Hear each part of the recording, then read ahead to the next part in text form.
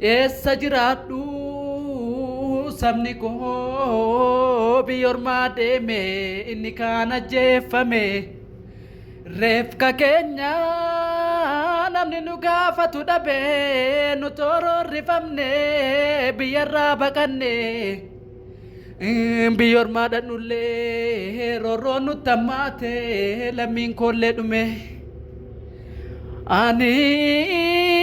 yooman taa'e sabni koo miidhame gabrummaa jala kufe ka gabrummaallee baasu kan injifannoo fidu abaa'oo waboo jira inni sabaaf falmatu dhugaa sabaaf illee kaa'atu hojjetee agarsiisa saba koo bilisa baasa ani rakkadhu lammii koo du'e kana seenaan hin gaafata warra lammii koo fite warra kana kan Oromoo fakkaate kan nutti as deebi'ee duule gadhee jala bitame garaadhaaf jedhee galee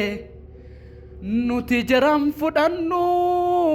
duuneellee banna malee ofittillee hin qabnu abaa'oo jira malee saba koo bilisoomsu gamtaan ol ka'ee malee gadhee balleessee malee hidhannoo jabeeffate mudhii isaallee hidhate murataa koo yaabbaa kumaa hidhataa koo yaa abaa'oo waboo koo kan balleessu diina isaa gadheefilleen bitamu garaaf jachalleen kaatu dhugaa sabaa bobba'ee bilisa sin habaaftu ani jiraadhu ani hin jiraadhu saba koo roorrifamu roorroo isaallee taa'een ilaalu hidhannoon jabeessa malee qawween ol kaasa malee sabaafan falmaa malee hidhannoon cimsaa malee cal jedhee gadin taa'u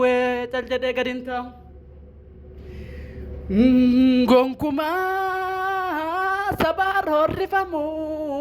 jiraachuun naaf hin malu